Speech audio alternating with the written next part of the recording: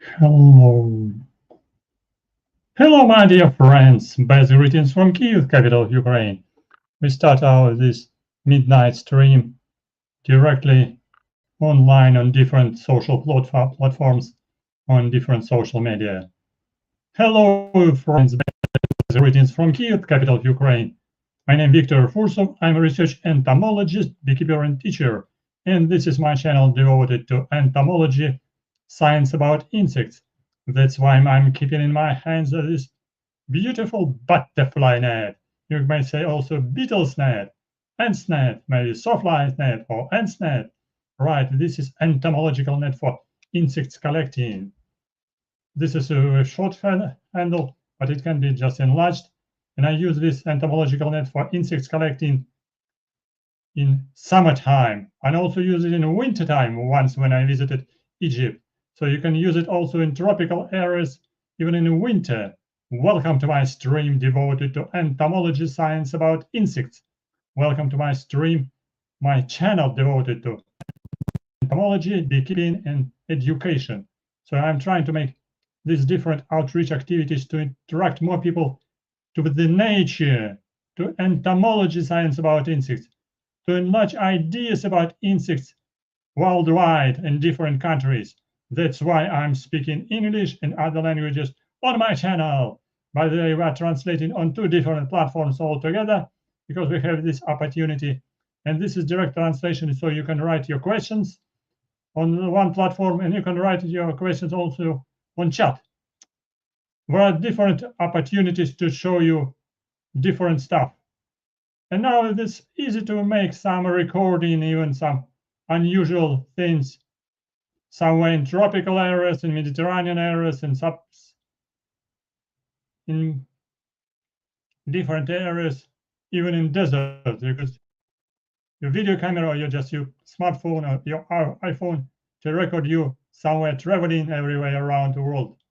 So that's why people are showing you different traveling stuff. I'm not showing here at the present moment traveling stuff because I'm showing you just myself with entomological net, because today we will be talking about insects, how I did collect insects, why I did collect them, what insects I'm collecting, which insects I'm studying, and why I'm speaking English, by the way. You can be surprised why I'm speaking English, because this translation is shown just directly from Kyiv, capital of Ukraine. Nevertheless, I'm trying to attract more people to this audience, to attract more people who speak in English here in Ukraine and other countries, because people all around the world can watch us just online translation, live online, or just in other countries a little bit later, because it can be uploaded on social media later. So that's why join us, subscribe, press like, and write your questions just under there. You can join our live stream if you can press on some buttons for invitation. I can invite some people as a guest of this show later. But for beginning, I can say why you can speak English, why scientists need to speak English. Yes, because I'm translating this video from Kyiv, capital of Ukraine, and I'm speaking English. Are you surprised a little bit? Maybe you're not surprised at all if you're a scientist. But scientists, majority of scientists, majority of biologists, chemists, physicists, they're not so much involved in outreach activity online. People do hesitate to show themselves on screen for many purposes, especially in this difficult time for Ukraine. And because this is translation from Kyiv, capital of Ukraine, some people here, some people over there, some people over there, some people somewhere in tropical areas, some people in Mediterranean areas enjoying themselves somewhere in Alanya, somewhere in Spain, in Portugal, in Azores Islands, maybe even far away, somewhere in California, somewhere in Florida, enjoying some studies in University of Florida or University of California, or maybe somewhere in Australia. People speak hard because people are migrating quite easily now. Not very easily, by the way, but have migrated already. If some people have migrated, so they have opportunity to collect insects somewhere in tropics. using butterfly nets like this one, or you can use different methods for insects collecting and for insect studying. If you are a biologist, if you are entomologist, if you are a zoologist. I am entomologist, so I have used this entomological net for collecting insects in Egypt, in Mexico, in some other countries. And I have my big entomological net in my room, which I have used for collecting in other countries as well. So you can say, why insects? Because I'm an entomologist. But why I am speaking English? Because there are a lot of reasons to speak English for entomologists, for zoologists, for scientists. And support our channel as a sponsor. You can always find some buttons here and direct translation to support us on Monobank, to support us on Patreon. You can support us here sending some gifts, or you can visit my big internet channel. This is a small internet channel on vertical stream, big internet channel on horizontal stream. You can type my name, Dr. Victor Fursov, entomologist, beekeeper teacher, or just Dr. Victor Fursov, entomologist. You can always find me on internet because I have uploaded more than 10,000 videos about entomology and insects online. So type my name, you can find it. And so in description of my channel, you can find links for sponsorship, because sponsorship is quite useful for encouragement, for motivation, for inspiration.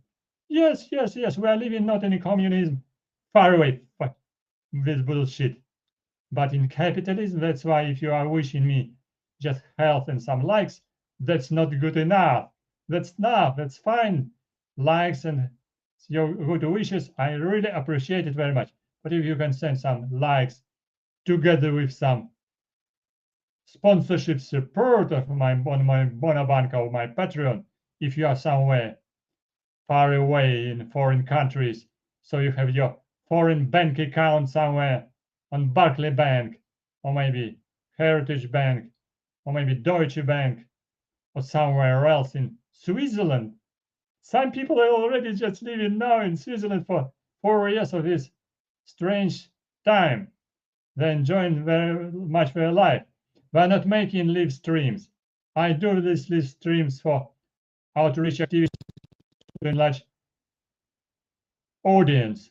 I'm not sleeping, that's right, some dear friends, because I'm trying to input my knowledge, my activities to enlarge audience. Despite it's just maybe audience is limited because some social platforms are showing it only for 80% for our local audience. Some people can understand English. Thank you very much for that. That's why you can write your questions in English. Some people join us and you have understood what I'm talking about. Use some links on my big internet channel to support me on Monobank, on sponsorship link, not only by like, but also by your nice, very nice dollars or euros or just pounds. I really appreciate it very much. Or just even in hryvnia. If some hryvnia will be coming to my Monobank, that's a great pleasure. This is inspirational ideas.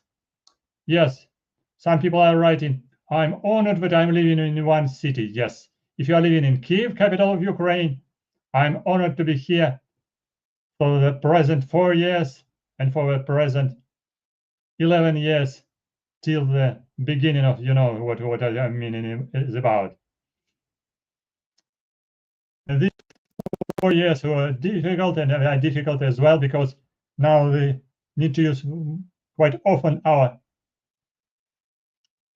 portable light because our electricity sometimes going out because a lot of time we're spending in darkness because lockdown of electricity. Thank you for coming in. Some people probably from Poland are coming to us. Right, what country are you coming to our stream? I hope so you can understand me. If you're from Poland, if you're from Switzerland, if you're from Germany, Italy, Spain, Portugal, maybe from Nigeria in Africa or somewhere in Cambodia, maybe are sitting and enjoying life on a seashore somewhere in Vietnam or Cambodia, or even somewhere just in Florida. That's nice. Now we can be only dreaming now in Ukraine about seashores, sea beaches of Florida, sea beaches of California. Some people not only dreaming, some people are swimming somewhere in very sweet places, but not, it's possible not for everyone. At least I can show you some collections with some insects because I'm an entomologist, and today we can be talking about insects and entomology in tropical areas. And if you are in tropical areas at the present moment, you can use either big entomological net if you're professional, or just you can use just a glass jar, or maybe you can use some tiny aquarium net for very careful in some wasps, maybe some wild bees, some solitary bees, because bees are different. Parasitoids are very different. Hello to Minsk, hello to some other countries as well.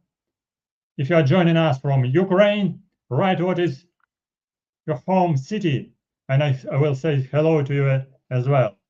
So now just one person was indicating that he is from Kiev. Very interesting, someone is writing. Yes, writing very interesting in English language, not in a Cyrillic alphabet, because this stream is devoted to English language and entomology in insects. Why scientists need to speak English? As you understood already, for traveling. If you are traveling, you can meet with people, you can communicate with people, you can ask people about food somewhere in a shop, or you can ask people about insects, about animals, about nature, communication. This is the most important part of life. In English, this is key for mutual communication of different people. Write what is your home country, or write what is your home city, and I will say hello. Yes, I'm talking in different languages at the present moment, because sometimes people from Italy, from Spain, from Portugal, from France, from United States of America come into our stream, and we are inviting them to join our stream, to press likes, or maybe to send some gifts from USA, for instance, because someone is our subscriber, like Curious Koi. Our subscriber is saying happy holidays from USA. Yes, we had holiday yesterday, as we say, Saint Nikolai Day was yesterday on the 6th day of December, and yesterday was day when just our official Christmas tree was opening in the center of Kiev and Sofia Square, just in front of Saint Sophia Cathedral and in front of Saint Michael Cathedral, near the monument to Bogdan Khmelnytsky in the center of city. So now we have many Christmas trees in different cities of Ukraine, in Lviv, in Kharkiv, in Odessa, and probably some other cities as well, and in Kiev as well. Thank you for sending some gifts. Thank you for support of our channel. If you send some gifts, you can be fans of my channel as well. Unfortunately, in some countries, Christmas tree became just New Year tree for certain unexpected reasons. You know what I mean? What I'm joking about. But in Ukraine, we have Christmas tree in Kiev, in Kharkiv, in Odessa, in Lviv, and I hope so in some other cities. If you are joining us from Kiev, right, where are you from on this stream? In chat, right, do you have new Christmas tree, by the way, and in which city? Kharkiv, Lviv, Odessa, Kiev? Have you seen it already?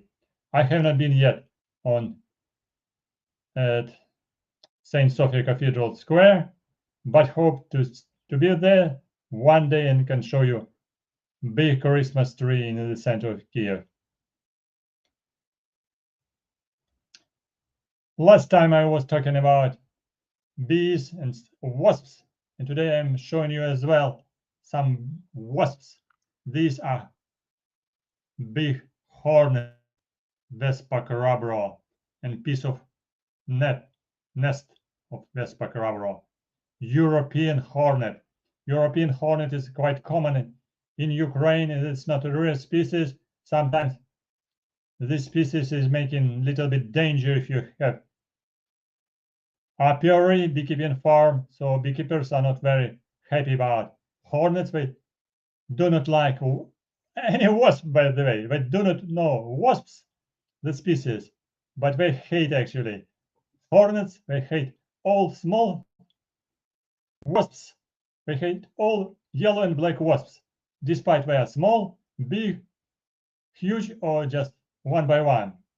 They afraid everyone because they say hornets and other small wasps like yellow jackets, they're stealing our honey from our honeybees. Hornets can steal honey from honeybees. They can steal sometimes even honeybees, but very occasionally, because their diet is just 10%, 5 or 10% can be honeybee, adults, or just even honey.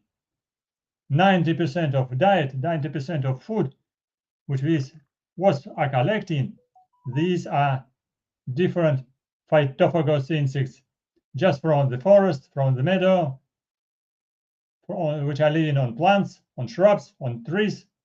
So they're beneficial insects. Hornets and wasps are beneficial insects because they're predators. You know this movie, Predator. So they are predators, predaceous insects. They're hunting on very important agricultural pests. That's why they're reducing population of many agricultural pests, many caterpillars, many leather beetles, many different, not bees, but what? Diptera, flies, many small flies. Hornets, they're feeding on juice, on sugar, on nectar, adults, but they're feeding their larvae. They're using different insects. They're making just the meat from insects, from caterpillars, and they're bringing these caterpillars to their nest to feed their larvae, their brood. I have collected all these hornets myself with my fingers, and I spread them here with forceps. So you see here, even I just took the sting because they're stinging, but they have not stung me. I have not been stung, never been stung, by the way, because I was wearing very careful beekeeping equipment, beekeeping clothes, even some plastic clothes. That's why they didn't sting me. But if you are not careful, they could be stung, and it's painful. So I do not advise you to hunt on hornets, on wasps, if you have no equipment, if you have no good clothes, if you are not wearing plastic clothes. You can watch not on television, but on internet, some funny videos from Cambodia, from Vietnam, from Thailand, how local people are collecting hornets and bees, and they're wearing very sophisticated plastic costumes, plastic beekeeping equipment. It's very hot inside, but plastic is preventing to be stung. So in plastic beekeeping suit, you will not be stung because it's really painful. And some giant Asian hornets, they're quite big. Yes, these are hornets. Exactly. These. What is this? Someone is writing. Yes, these are hornets. You are right. Vespa carabra. We don't have yet Vespa velutina, yellow-legged hornet, which is widely distributed in France and Portugal, in Spain, We don't have other hornets, only one hornet and several species of other Waspidae family.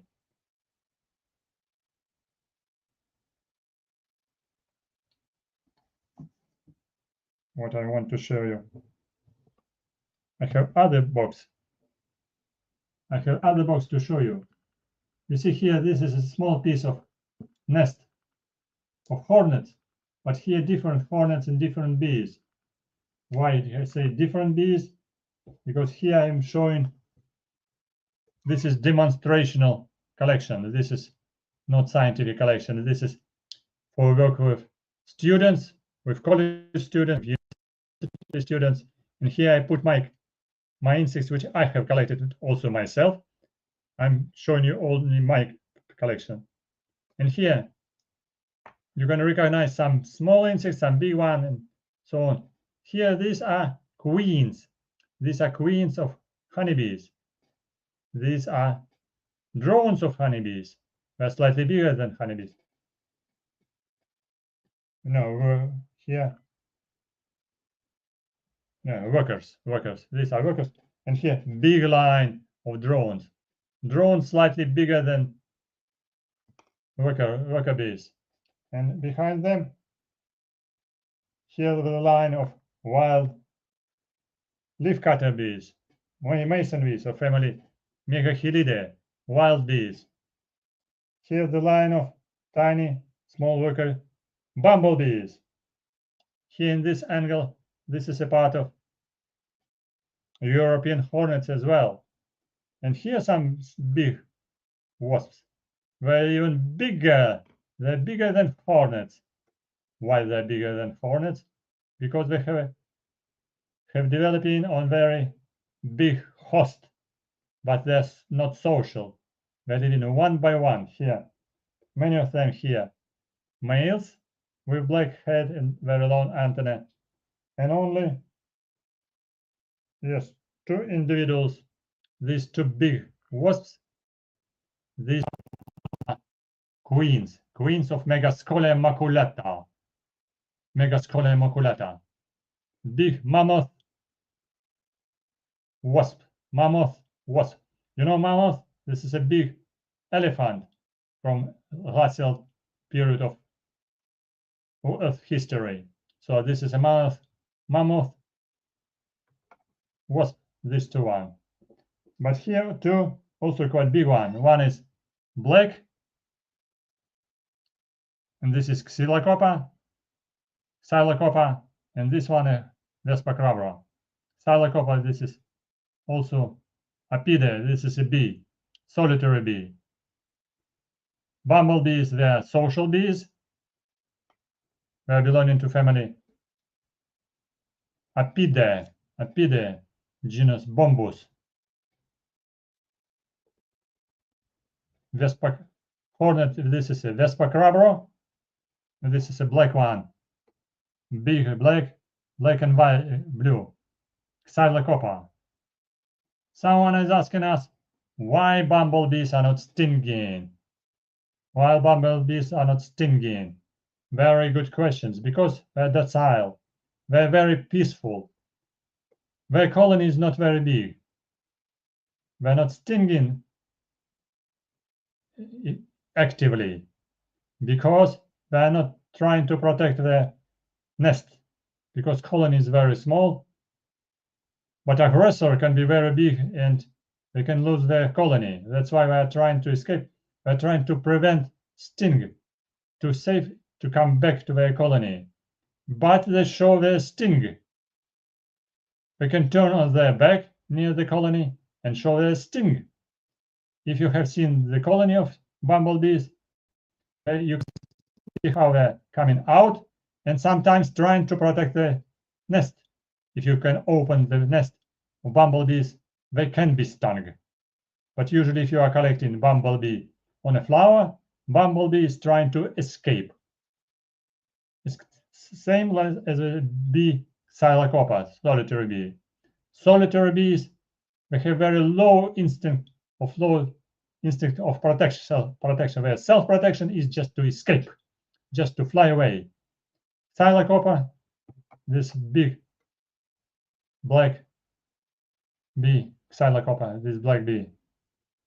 And another one, this is a Vespa crabber. Vespa crabber is more aggressive. Must be very careful because Vespa crabber hornet is more aggressive.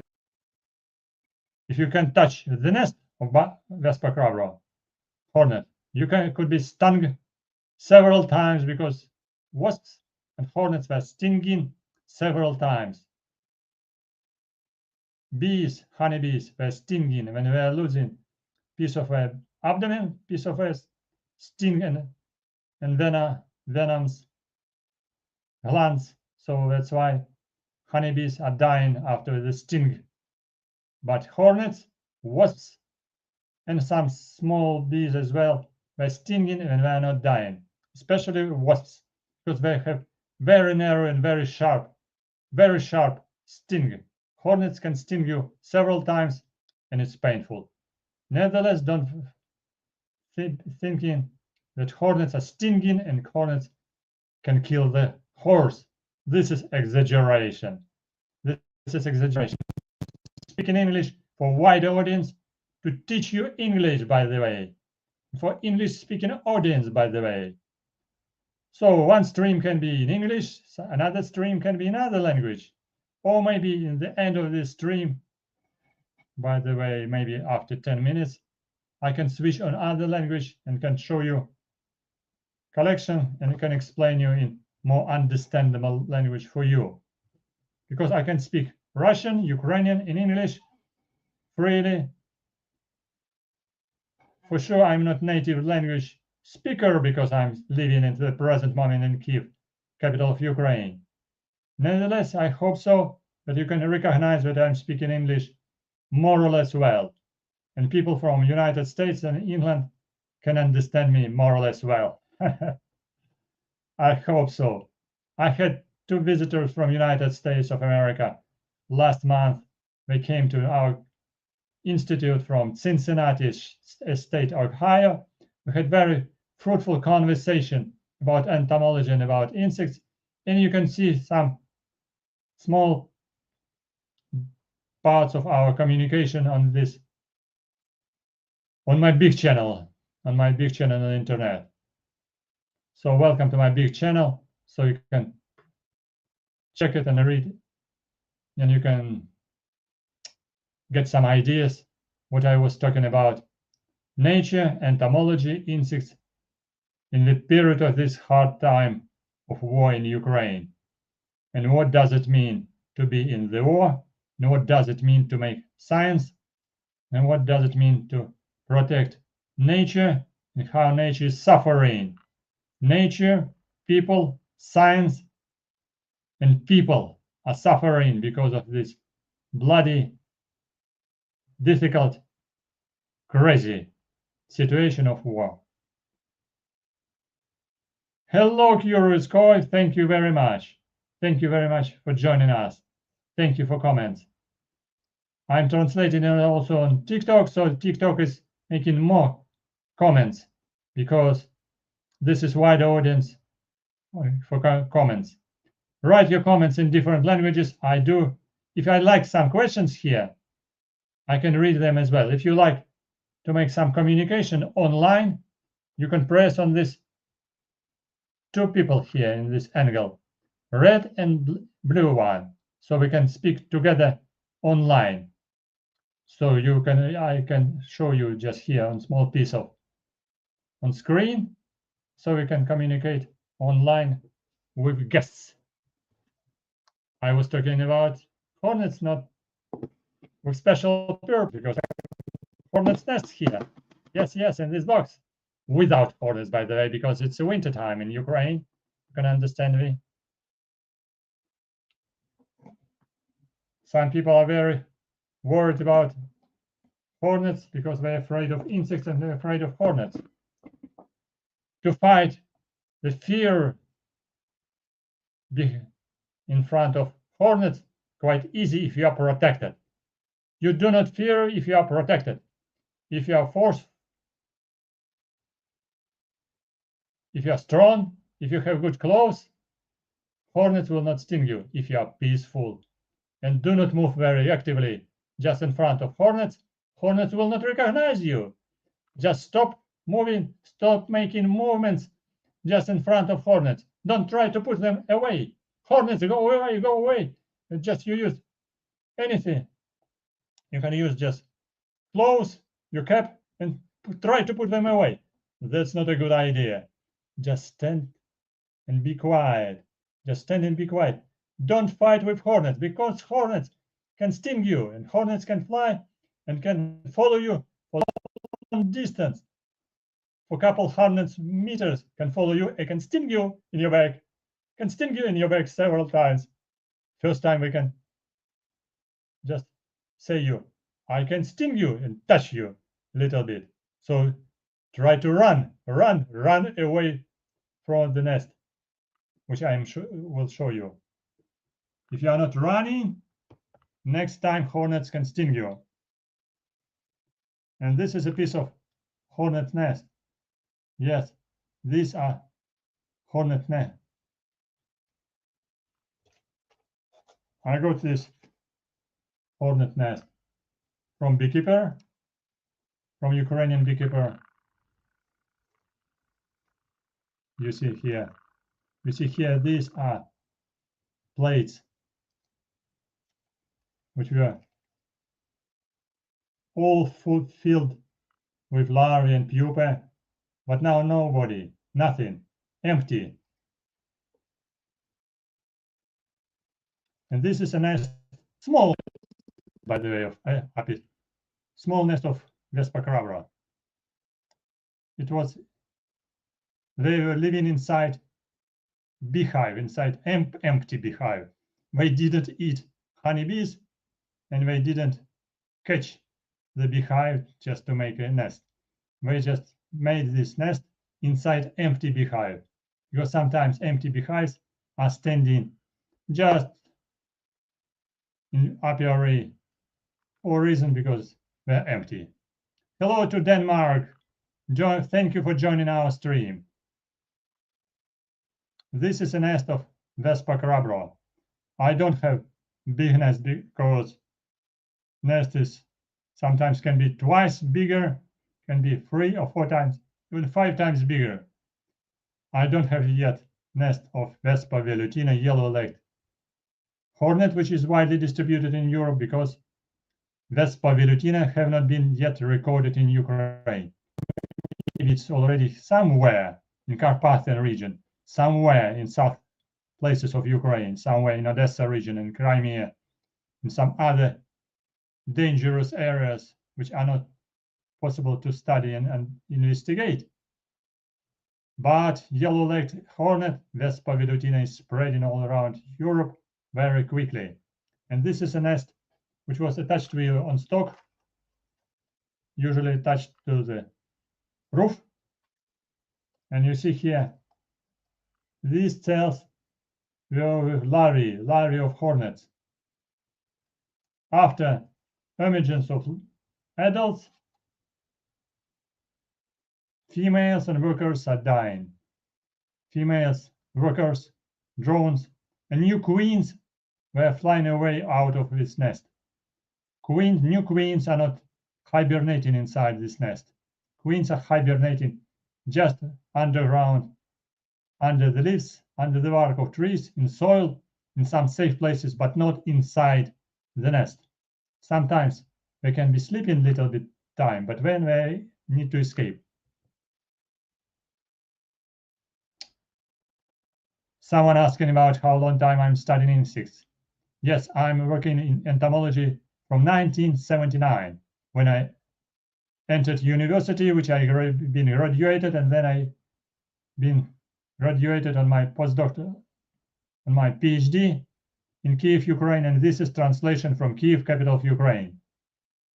So I'm working in entomology from 1979, but I'm interested in entomology. I'm interested in insects from my school years, from college, maybe from the 5th or 6th grade of my college.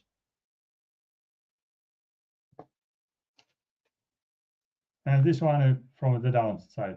Usually there are 5, 6 of these plates, and you see they're empty now.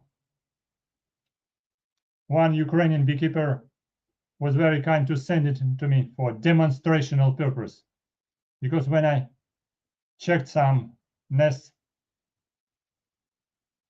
under the roof of some houses near Kiev in Ukraine, usually they were filled with larvae, with pupae. It was very important to dismount the nest. Otherwise, some hornets are hiding here between plates. And also it was very important to take off some larvae and pupae. But I have another nest here, dismounted nest. This is dismounted nest with separate plates. And I can show you what was inside the nest. What was inside the nest? How the larvae, pupae, and adults were developing inside the nest. So you see this nest is just approximately the size of saucer ball, maybe in diameter 20 centimeters, but sometimes the nest can be 3 times or 5 times bigger. When I collected the nest, the weight of the nest was approximately maybe 1.5 kilograms, or approximately maybe 2 kilograms of weight. I have second nest. I show you. It is interesting. And don't forget to send some gifts.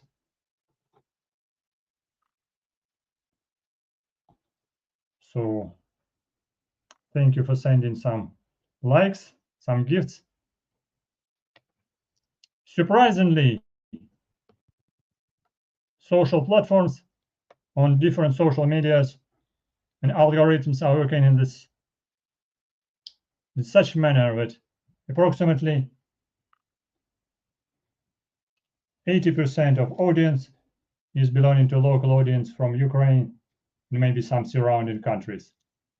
But nevertheless, if I'm translating this video in midnight time, this is a midday time in the United States. That's why some people can join us, can watch this video in USA as well, because it's morning time or midday time. In Ukraine, it's now 1/2 midnight, 0:30, 0:26. Thank you for sending us your gifts. And also you can visit my big internet channel. Type in my name on internet, Dr. Victor Fursov, Entomologist. Visit my big internet channel, and you can find in description of my channel link on Monobank. So Ukrainian people, Monobank, quite easy to use it to send 100 hryvnia, for instance, or just even more as a gift, funny gift, pleasant gift, or just to use Patreon page for donation, or just at the bottom sponsorship on big internet channel. Because here on another platform you can send only this tiny flowers, like very tiny, like peanuts. They're really peanuts. If you are sending galactics or cap, or maybe just hat, that's a little bit like a bunch of flowers. Otherwise, this is just even a heart. It's a pleasant, it's a fun, but these are tiny peanuts or just sunflower seed for bird. But thank you very much for that as well. What I'm showing you just at the present moment, I'm showing you the piece of nest of Vespa carabra. Are you interested to know what was inside? Why this nest is white? And what does mean this nest? And what's that? Why I'm talking about it, that this is a piece of hornet nest.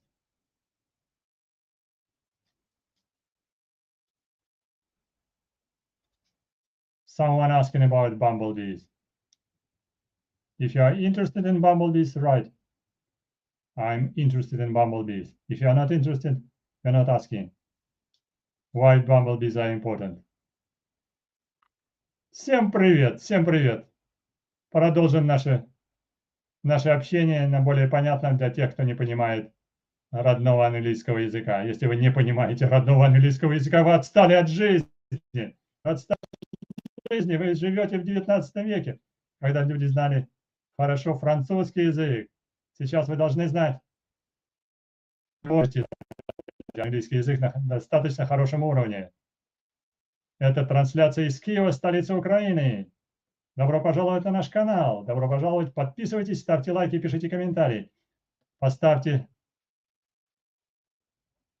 галочку, плюсик, если вы нас смотрите из Украины. Если вы хотите написать, можете написать, из какого города нас смотрите. Я передам привет. Привет тому городу, тому поселку, кто нас будет смотреть и кто нас смотрит из Украины или других городов Европы. Нас также смотрели как-то из Австралии. У нас большой интернет-канал нас смотрит сейчас из Соединенных Штатов Америки. Наша подписчица Curious Koi from USA. Hello to Kiev. Hello to Kharkiv. To Odessa City. Best greetings. Some people are watching us from other countries, by the way, so you can understand what cities are. Кто-то интересуется про Богомоля. Про Богомоля. Богомоль у нас есть в коллекции. Богомоль у нас есть в коллекции. Я уже показывал Богомоля. Из каких городов Украины вы нас смотрите? Этот стрим идет из Киева, столицы Украины. В руках я держу тот шершня. И это белые, это куколки. Вот сидят внутри. Куколки, а это коконы. Куколки сидят внутри. Может быть, еще и не куколки, потому что плетет кукол. Сначала плетет кокон этот беленький. Личинка должна сплести кокон беленького. Потом она превращается в куколку. Куколка спит. Привет, Полтавская область! Привет, Ксения! Привет, Ксения! Да, наш дом как музей, наш дом как музей. Энтомологический музей. Entomological Museum. Сот может быть маленький, это другой вид. Совершенно другой вид. Это осы полисты, а это осы шершни. А мы о них поговорим. А вот как выглядят соты, когда их много. Соты находятся все вместе, их обычно 6, 7 или 8. А из каких? Нас смотрят также из Казахстана. Да. Я также рассказываю этот стрим для жителей Эстонии, Латвии и Литвы, для Молдовы, для Грузии. Нас смотрят зрители из Грузии, Азербайджана, Армении, из Киргизии, Таджикистана, Узбекистана, Туркменистана и Казахстана. Особенно много смотрят из Казахстана. Почему-то по времени попадает, видимо. Это стрим из Киева, столицы Украины. Это стрим из Киева, столицы Украины. Я показываю гнездо шершня. Латинское название Веспа крабра. Показываю вам стрим из Киева, из района Дарниц. Это те, кто смотрит нас из Киева. Какую я страну был упомянуть? Правильно. Те, кто хочет какую-то другую страну, может и сам написать, чтобы ее не упоминать. По определенным причинам. Нас смотрят из страны Дании, замечательной страны. Копенгаген и другие города страны Дании. Знаем, но еще не были. Я был в 15 странах, но вот в Копенгагене еще не был. Может быть, произношение Копенгаген not so good, but nevertheless. Мое самое любимое насекомое – это паразитичные наездники, которые заражают других насекомых и поедают их. И я вам показываю соты. Соты шершни. За мной в стриме вы видите большие картинки насекомых. Это паразитические перепончатокрылые насекомые различных семейств, отряда хальцидоидные наездники. Паразитоиды, они очень маленькие, от полмиллиметра размером до 5 миллиметров размером. Паразитоиды, они не паразиты, а именно паразитоиды. Паразитоидами называются насекомые, а также некоторые клещи, которые питаются, личинки которых питаются другими животными, другими насекомыми или другими членистоногими, и хозяин, на котором они питаются, погибает. И это насекомое или членистоногое, или клещ называются паразитоидами.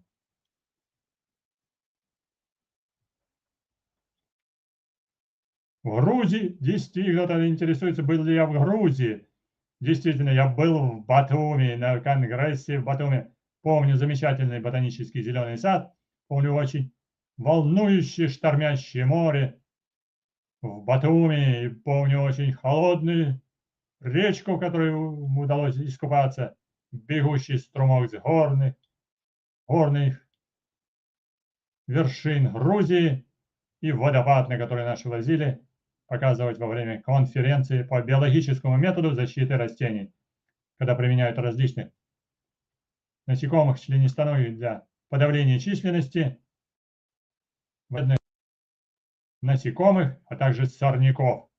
Это называется биологический метод борьбы с вредителями лесного хозяйства и сорняками, когда используют других животных, других насекомых, клещей для подавления численности, для снижения численности вредных членистоногих или сорняков мирными целями, используют других живых организмов, которые съедают эти сорняки, которые съедают этих вредных членистоногих, этих чешуекрылых, например, или жесткокрылых, или другие отряды насекомых.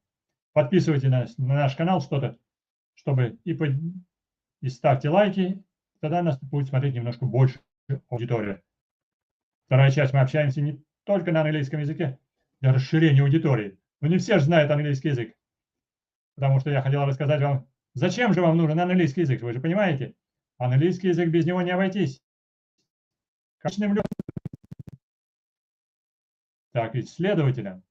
Английский язык, конечно же, вам нужен для коммуникации, потому что английский язык, язык коммуникации, общения, особенно он важен для научных сотрудников, ученых, для исследователей, потому что в настоящее время котируется, используется для коммуникации между учеными английский язык. А какая коммуникация ученых? Посредством обмена научной литературой и написания научных статей. Моя профессиональная обязанность входит в написание исследования паразитических перепончатокрылых насекомых, и только публикация об этих удивительных перепончатокрылых насекомых, изображенных на этом постере, которые являются растительноядными, паразитическими, яйцеедами, личинкоедами,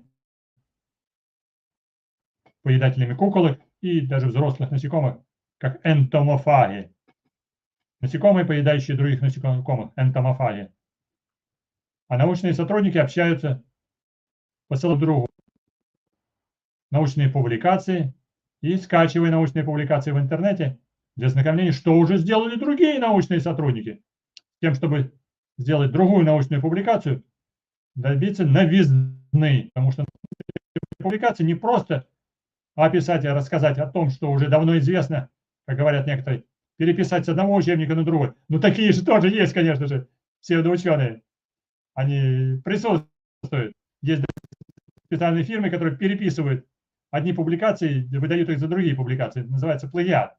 И ты его не поймаешь никоим образом, потому что можно так написать публикацию, что плагиат не выйдет другими словами, переведут все с ушей на голову. И сейчас многие получают такие публикации, те, кто сами не работает, а покупает публикации у специальных фирмочек. А научные сотрудники, которые пашут за микроскопами, пашут за их рабочими столами, которые, такие как я, выступают еще, делают такую просветительскую деятельность, пишут сами статьи.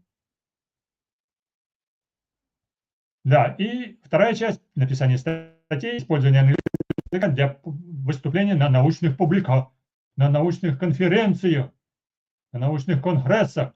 Ну, сейчас конференций и конгрессов не так уж много, куда могут украинские ученые поехать, потому что эта трансляция идет в столицу Украины, и ученые обычно не показывают свои достижения, потому что, как говорят ученые, стоит показать свои достижения, сразу уже кто-то их стырит. Завтра уже лучше делать, кто-то уже позаимствует. Кто не показывает обычно то, что уже опубликовано. Опубликовано, значит, уже за тобой копирайт. Уже на тебя будут ссылаться, тебя цитировать. Но, тем не менее, научные сотрудники обмениваются своими публикациями.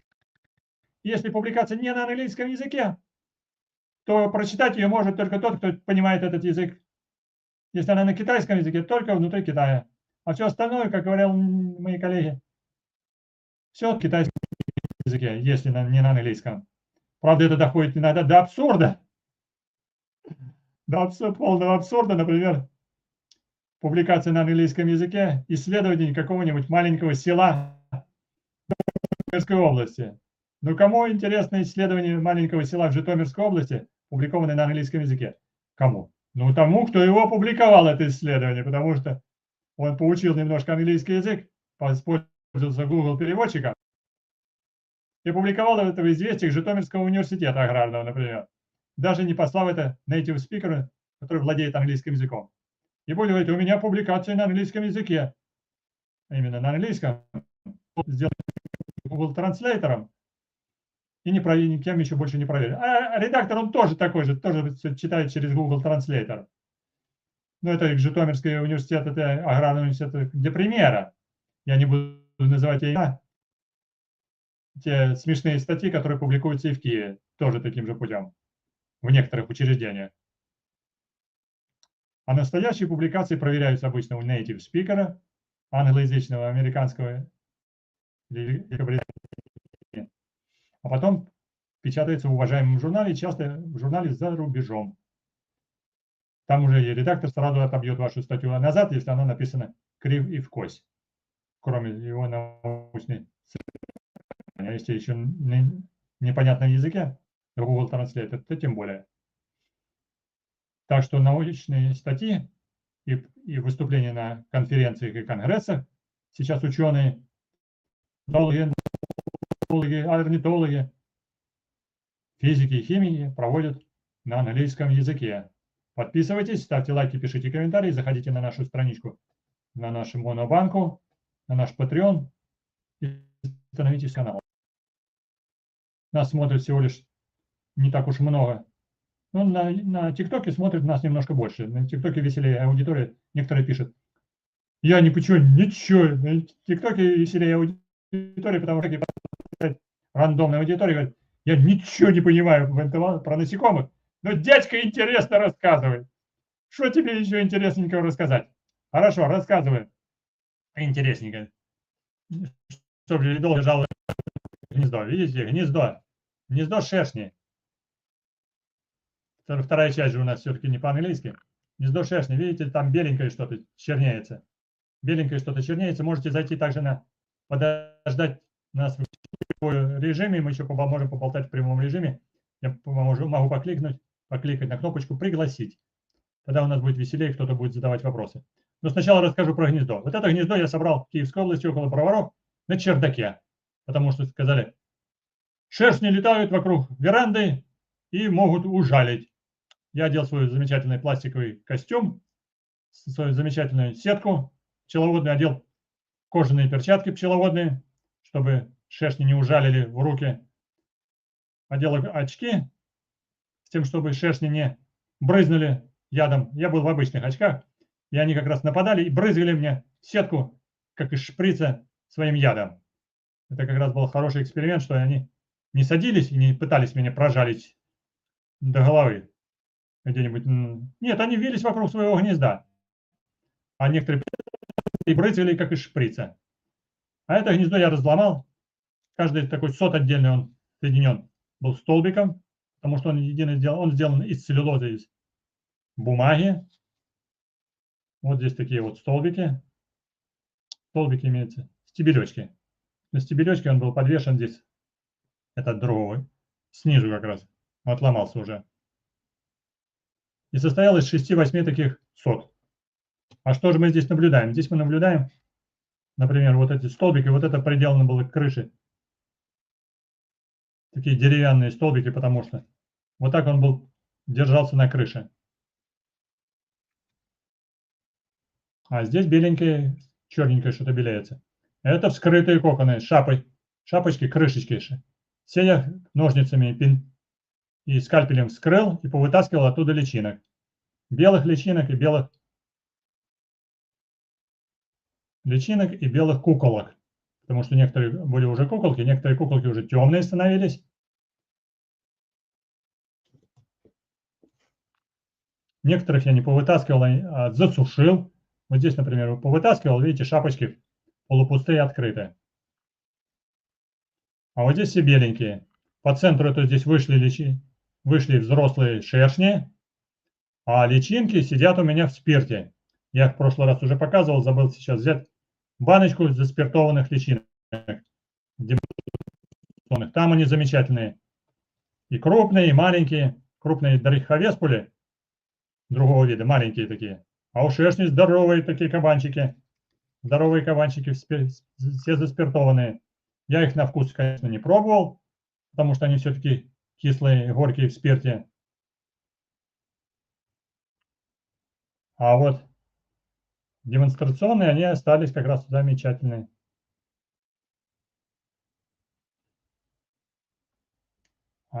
А вот этот сот, вот отсюда вышли взрослые шершни. Видите, здесь пустые. В конце сезона, в сентябре, как раз выходит много самцов или трутней, шершни. Они совершенно спокойны и безопасны, потому что у трутней нету жала. Вот из некоторых сбоку всех я почистил, а всех остальных, которые в коконах сидят, я их высушил. Что я не выдумаю? Я ничего не выдумаю, я рассказываю как есть. Вот я их высушил, и внутри лежат сушеные личинки. Чуете? Чуете? Барабан, это не семена, это не подсолнечник. Барабан, бом-бом-бом-бом-бом-бом-бом-бом. Энтомологический барабан. Энтомологический барабан. Барабан из личинок. Главное это этих личинок хорошо упаковать в коробочку и закрыть. Проложить коробочку ватой, чтобы в коробочку никто не залез. Потому что такие личинки, они замечательно пахнут насекомыми. Китайцы, корейцы и вьетнамцы кушают, они особенно любят кушать жареных и вареных личинок. Специально разводят шершней в джунглях. Приносят и делают жареных личинок. Вареных и с рисом едят. Я не пробовал личинок, потому что когда выбираешь этих личинок из гнезда, уже так намучаюсь их всех собирать, их выкуривать, их всех, особенно их вынимать отсюда, то уже на то, чтобы их попробовать, не остается времени. Прополиса у ос нету. Осы не делают прополис. Осы делают свое гнездо не из воска, они делают гнездо из бумаги. Бумагу они соскабливают из деревьев, с веточек, со стволов, просто с деревянных изделий. Это бумажный сот, не восковой. Восковой сот у пчел. Сот, например. Тоже бумажный, но других ос, называемых полистов. Видите, какие огромные соты, а вот какие маленькие соты. Полисты совершенно маленькие, длинноногие такие тоненькие осы. Они очень часто селятся на крыше домов, внутри крыши, на чердаке. Но они совершенно безвредные. Они совершенно спокойные. Они не залетают в гнездо медоносных пчел, они не тырят мед. Если кто-то скажет, что полисты тырят мед, я рассмеюсь в лицо. Полисты совершенно спокойно, они не агрессивные. Обычно не нападают, если вы не будете вот здесь вот руками трогать это гнездо, тогда они могут ужалить. Но и то у них ужаление очень слабенькое. Более агрессивные шершни, если вы будете разламывать гнездо или ковыряться в нем палкой, конечно же, они будут сопротивляться. Потому что гнездо большое. Сколько может быть здесь ос, как вы думаете? Вот когда разбирал это гнездо, я посчитал собранных ос, посчитал шершни. Пчелы делают гнездо из воска, а шершни и осы делают гнездо из целлюлозы. Некоторые осы делают еще из глины.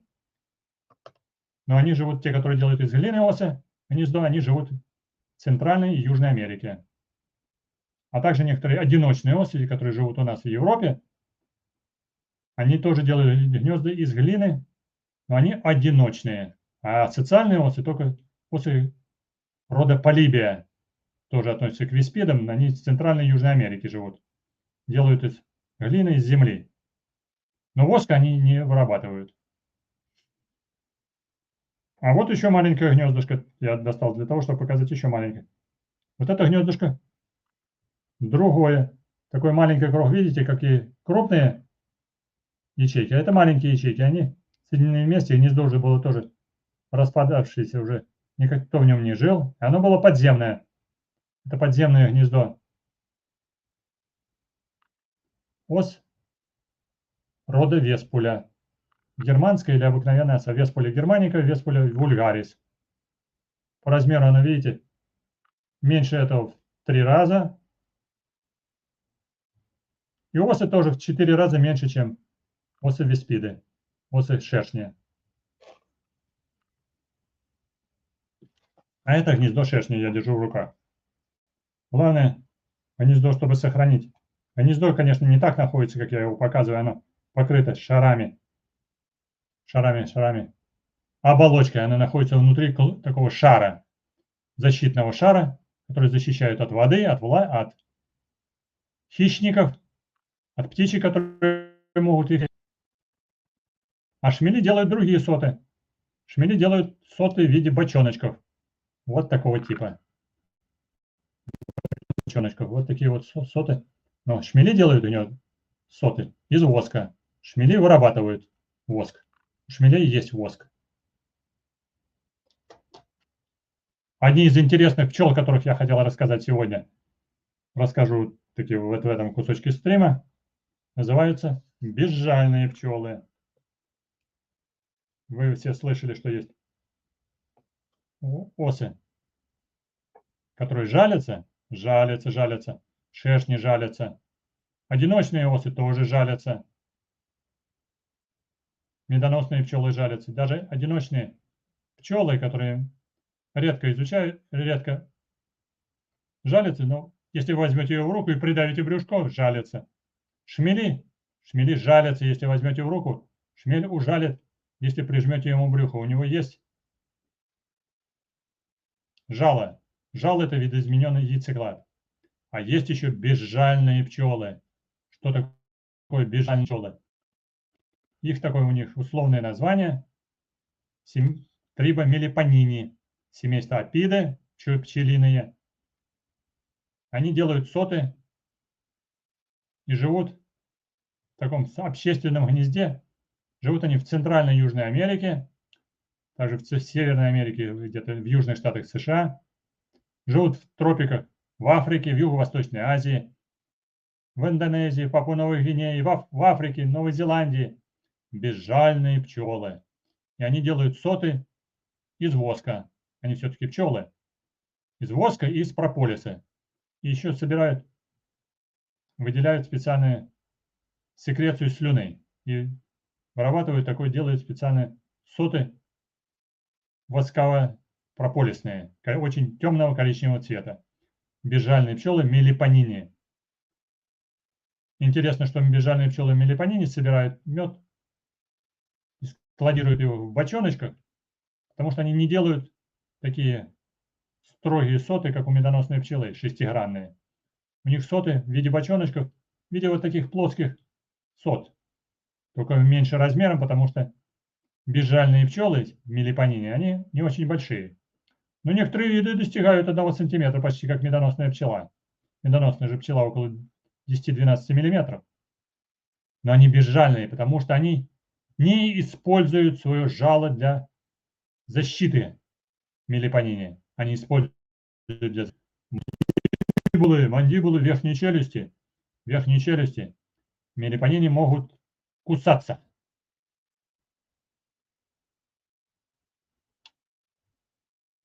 Вот так вот выглядят бочоночки, в которые шмели складируют нектар. А вот так выглядят бочоночки, в которых развиваются бочоночки. Округлые бочоночки, в которых развиваются личинки шмелей. После чего они плетут коконы пчел, шмелей, развиваются, окукливаются внутри, вылезают оттуда, и кокон этот используется для хранения пыльцы, смешанной с нектаром для хранения перги, а также небольшого запаса меда. Шмелиного меда нет. Он в виде хранится в маленьких таких ячеечках, бочоночках. Вот сколько здесь. Чайная ложка, может быть, хранящегося у шмелей меда. Чайная ложка, пол чайной ложки, которая нужна шмелям, потому что шмели летают в холодное время года, в дождливое время года, и используют их, этот мед складированный, для того, чтобы переждать холодное время. А так что же про мелипонини? Мелипонини – безжальные пчелы. Почему они безжальные? У них другой инстинкт. Они решили почему-то не защищать гнездо свое жалом, хотя жало у них есть. Они не то чтобы утратили жало, такого еще не наблюдать. Они относятся к семейству. Апиды, пчелиные, жало у них есть. Оно маленькое. Я думаю, что если проезжать его брюшко, безжальная пчела ужалит. Но, тем не менее, в обычном режиме она не нападает.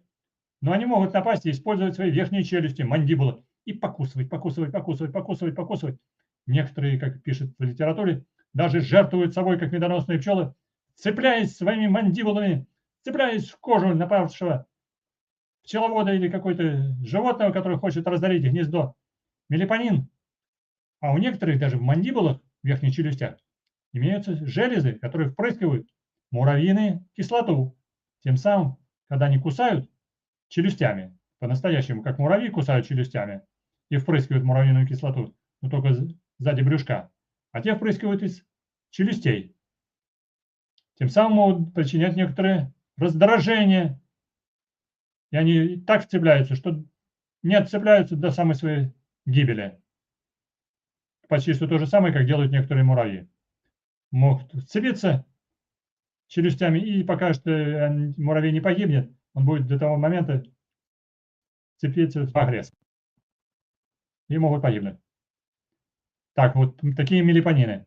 У мелипонин более жидкий мед безжальных пчел, но он имеет очень полезные свойства. Поскольку он более жидкий, считается, что его иногда лучше хранить в холодильнике, потому что он может испортиться в течение года, потому что он не такой густой, как медоносные пчелы делают. 12% воды, всего очень густой мед. А у них гораздо выше, более жиденький такой мед. Он очень должен быть душистым, полезным, антибактериальные свойства и лечебные свойства.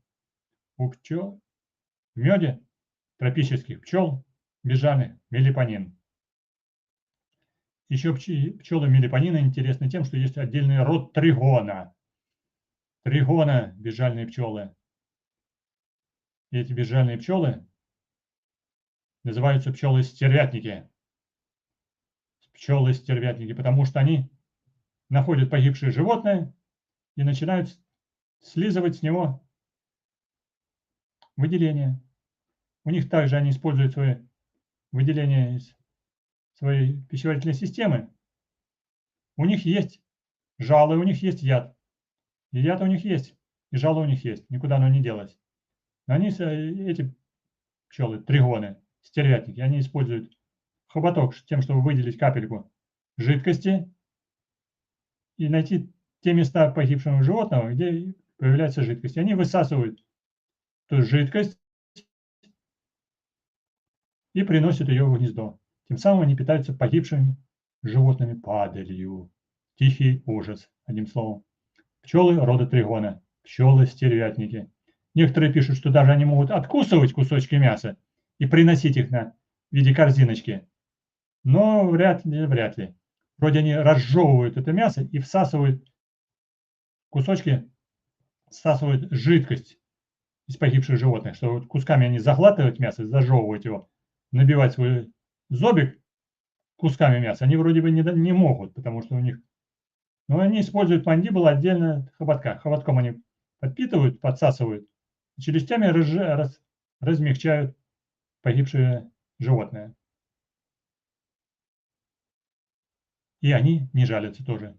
Вот такие они бывают пчелы-стервятники. Но я думаю, что я немножко о них немножко больше почитаю и расскажу вам, как они, покажу их еще в отдельных видео, как они выглядят в большом увеличении.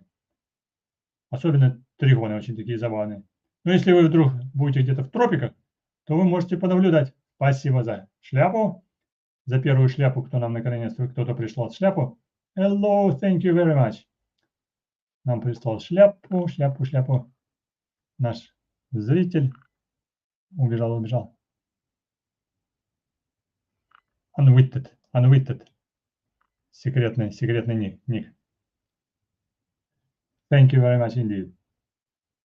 Не забывайте, если у вас есть возможность заглянуть на мою страничку и найти мою страничку с Monobank, можете прислать гривней на Monobank или на Patreon.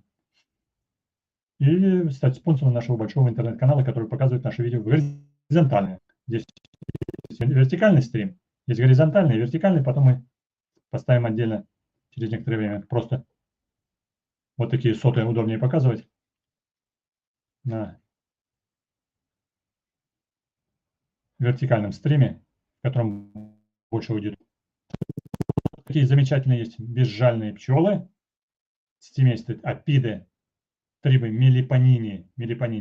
Если вдруг вы живете в тропиках, делаете топики про тропики, и вам интересны исследования по насекомым или просто биология, можете собрать в баночку, например, собрать в баночку, положить на ватку, немножко этих пчел, и засушить их, и послать нам по почте этих замечательных безжальных пчел. Мы их сфотографируем под большим микроскопе и покажем вот такую огромную фотографию на весь экран, как выглядят те пчелы, которые будут жить, которые живут в вашем регионе. Главное, соберите в большую коробочку, маленькую коробочку, большую коробочку, просто на ватку.